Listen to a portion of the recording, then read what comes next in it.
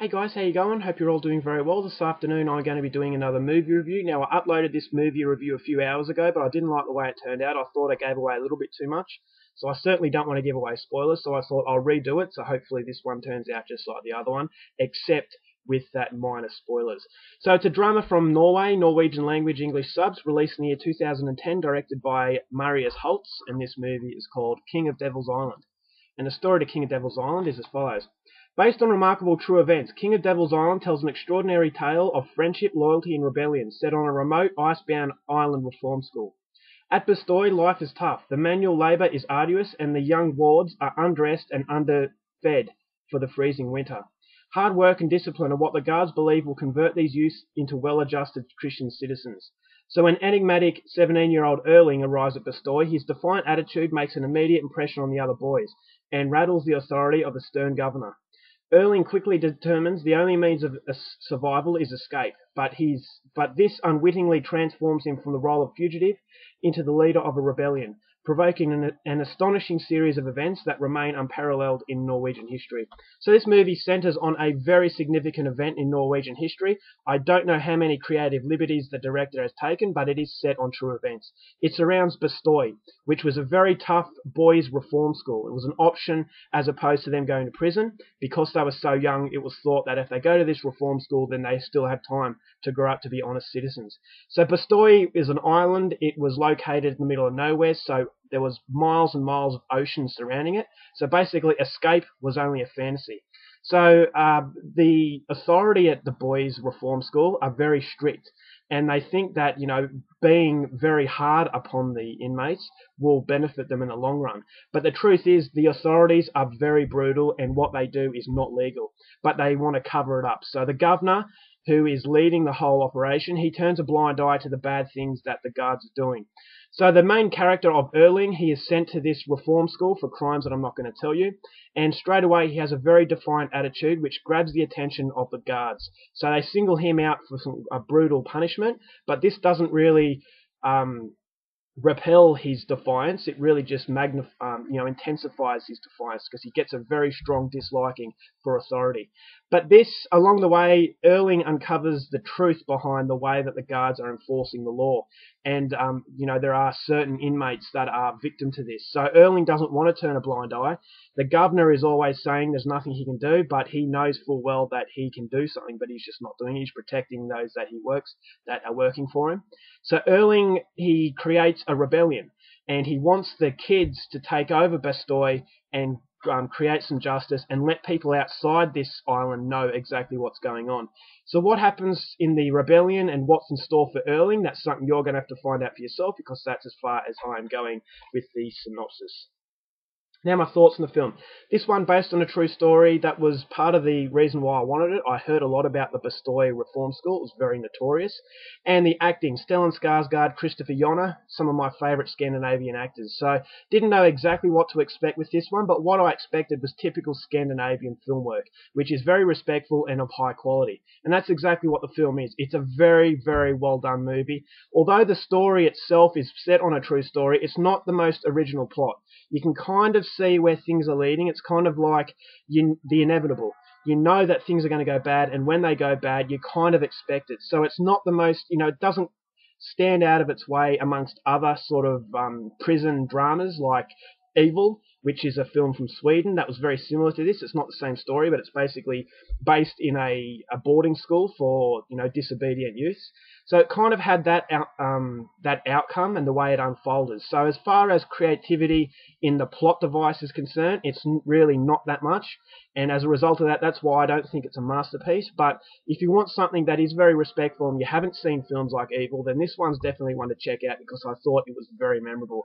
And that was down to a lot of things. Now, to start with, the cinematography is absolutely fantastic. Typical Norwegian, and I thought they utilised the atmosphere brilliantly, which actually contributed to the mood that the film had. This was set in a boys' school. It was a very brutal boys' school, and you can feel the brutality through the visuals. Very dull. Nothing is ever sunny. Nothing is ever bright. So there's no real future for these guys because they've been staying there for quite a while. They don't know what's going to happen. They don't know how long they're staying there. And you really feel that the authority are very cold as well. So the visuals do play a massive part in it. And the island of Bastoy, it kind of feels like that's the only thing that exists for these boys. And that the outside world is oblivious to what's going on. Therefore, this is the center of the universe. And you really feel that it's on a different kind of world. And that is something that is contributed because of the way the film has been done.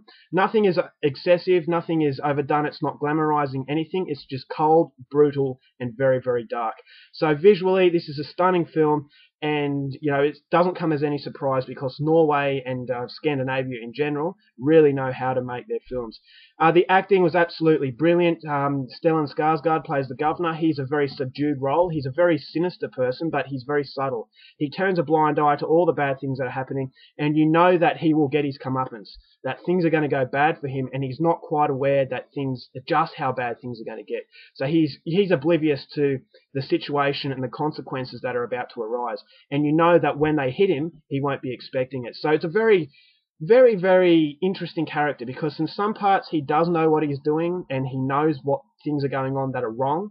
But then whether or not it's turning a blind eye or just not having the courage to stand up or, him being worried that things are going to go bad for him if he admits it, it's never quite sure. So you don't know whether to sympathize with the guy or really hate the guy. So it's a very human sort of approach that this character had.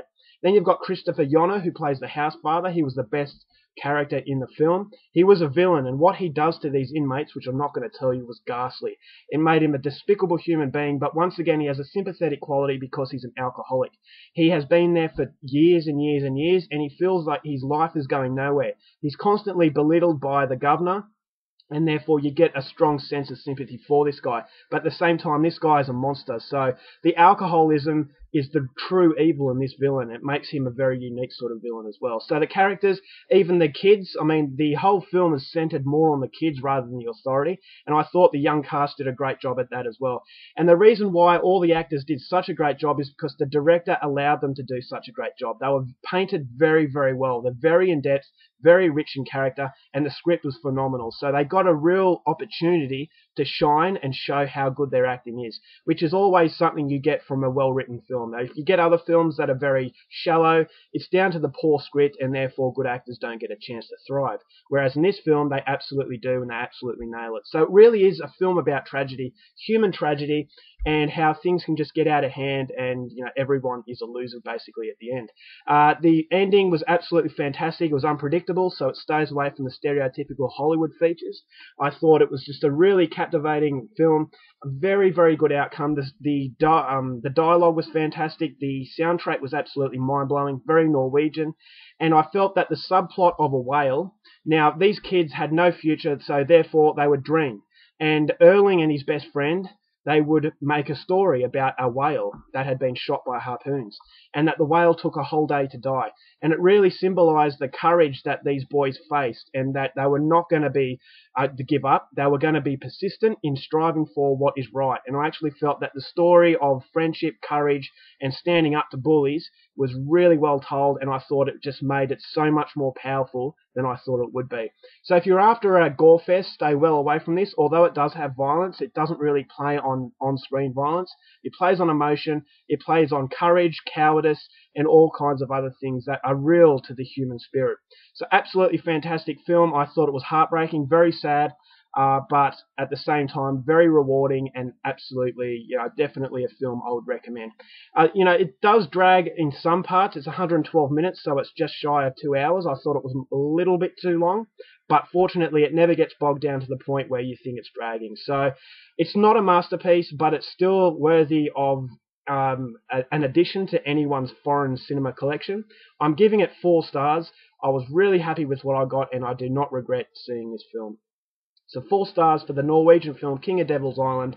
Absolutely fantastic. Go out there and see it as soon as possible. So that's it for this review. I hope you enjoyed it. Until next time, keep watching movies, and I'll see you later.